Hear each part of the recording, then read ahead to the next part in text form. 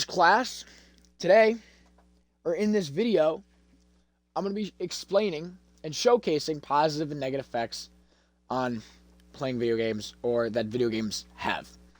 The first game that I thought I'd discuss and showcase is Minecraft. Simply put, it is the most popular game. It's widely accessible with having no age restrictions, first off, being affordable at only $20, and anybody is able to view the game on any streaming platform, and tons of people play it. So it makes it just so available and so popular that it's a great basis to start at, and with its simplicity, makes it very easy to showcase and present to people who may not know how to play video games what not only I am talking about, but how things work in the game and how video games will basically build off of this formula or format. So let's start with explaining creativity. To be creative means to conduct your own research or to do what you like with no mental restrictions or boundaries, and not in a violent or negative way, but to be able to do that freely and in a way that you enjoy. That's what makes video games not only so much fun, but that's what makes the idea of being creative so much fun. And when you combine those two aspects of human creativity in video games, you get such an amazing experience. So let's begin with this tree. What makes this one tree so important? Well, in Minecraft, as seen, you are placed with nothing. I'm given my hand and an environment to interact with. Nothing's explained to me. There's nothing I can look at, no goal, no marker. It is simply, here you are, here's what you're given, now go. Not every game has that formula, but that's what makes Minecraft so special, is, again, the creativity. No one can tell me I have to start maybe by attacking this pig, or I have to start by swimming in that endless ocean that you see in front of me. There's nothing telling me what to do when. I decide that. I decide how I conduct my research or go about playing the game. That is a positive mental effect on its own, because it allows us to express ourselves freely in an environment that doesn't judge or is private to our own interests. So again, let's go back to this tree. Why is it important?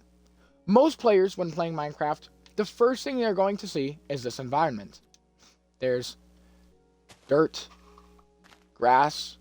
A player might break that to get dirt blocks, but besides being able to be placed to make a structure, a house, whatever, there's really no use to a dirt block. But a tree is a different story. Why is a tree important? Well, let's see here. Hitting the tree, I have obtained 1 oak log. And as you saw, there was a pop-up saying that I had new recipes. Well, what does that mean?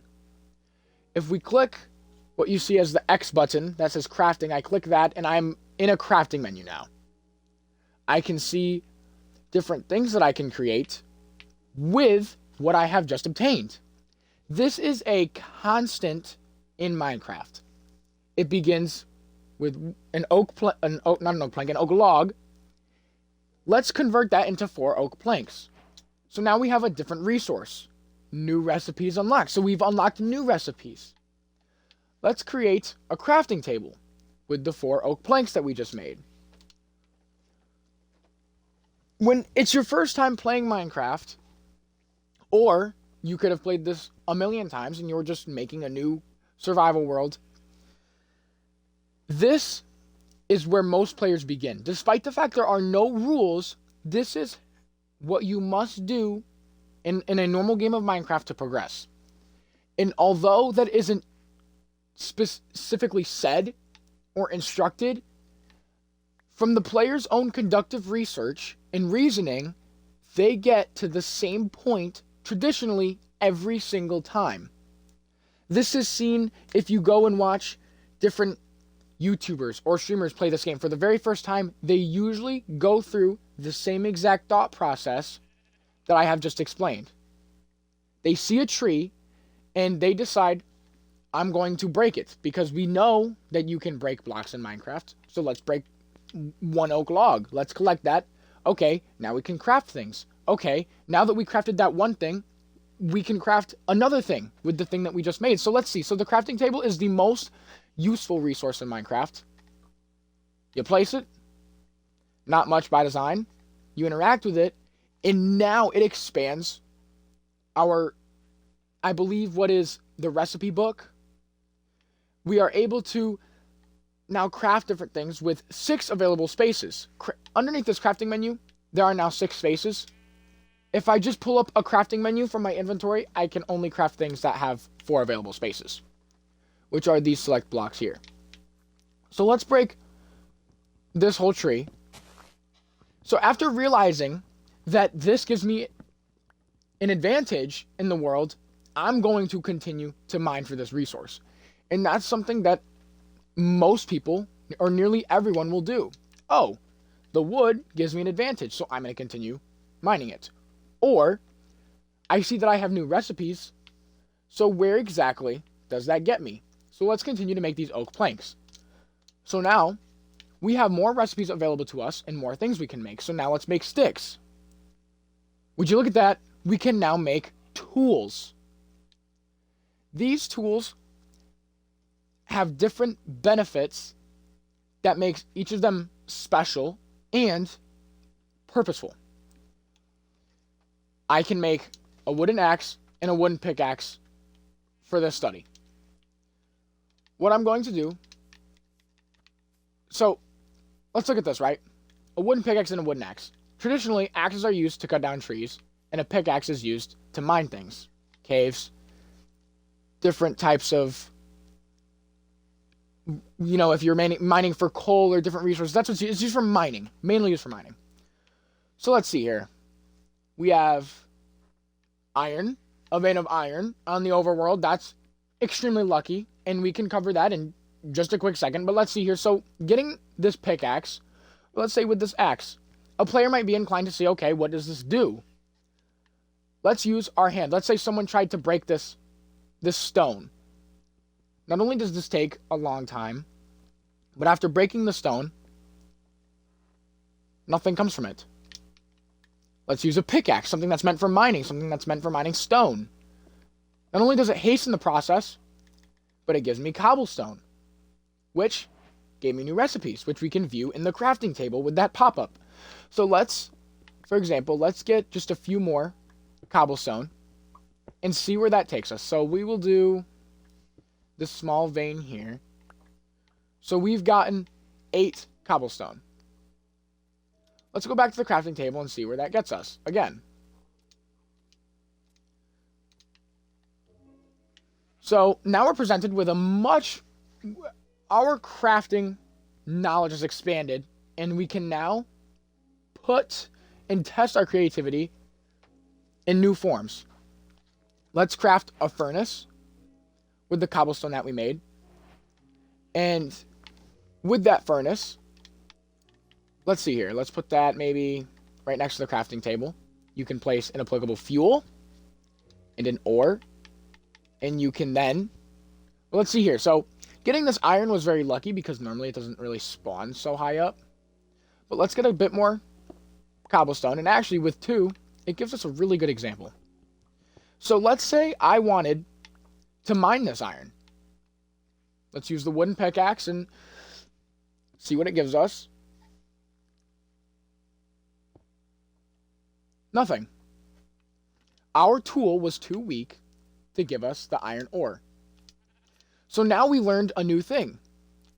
Well, since we just got cobblestone and we unlocked a new pickaxe that we can make, we now understand, okay, well, maybe that pickaxe was too weak because our hand couldn't give us stone. A wooden pickaxe could. A wooden pickaxe couldn't give us iron. But a stone pickaxe, not only does it hasten the pace of mining, again, we have collected raw iron. So this is a very classic element that's added to exploration games or creative games or role-playing games. It's the aspect of building and learning. And I'm not talking about building as in, maybe placing a block and building a structure. It is building your knowledge. Building from the ground up, basically a brain that had no clue how to operate in this world, to one that finds new materials, correlates, oh, I can't get that with this, maybe I'll use this. And it creates a new interactable environment that engages your brain with these different ways of problem solving. And especially with the simplicity of Minecraft, it makes it, again, available to kids. A kid can play this game and make these realizations, and it's going to enhance their problem solving skills with the ability to realize, yes, this wooden pickaxe does not give me iron, but let's see what making a stronger pickaxe does. And then it does give them iron. So then they realize, okay, I'm going to use the stronger pickaxe to mine more iron to make iron tools. Making iron tools has the same effect of stronger tools gives you access to more ores, more items, and it builds the gameplay experience. So it's basically a constant ladder, a staircase that the player discovers on their own in an environment with hardly any rules besides the rules of the game, besides gravity or how many blocks you can place at one time or how long it takes to mine. Besides those predisposed rules, the player is left with a creative sandbox with everything at their own disposal.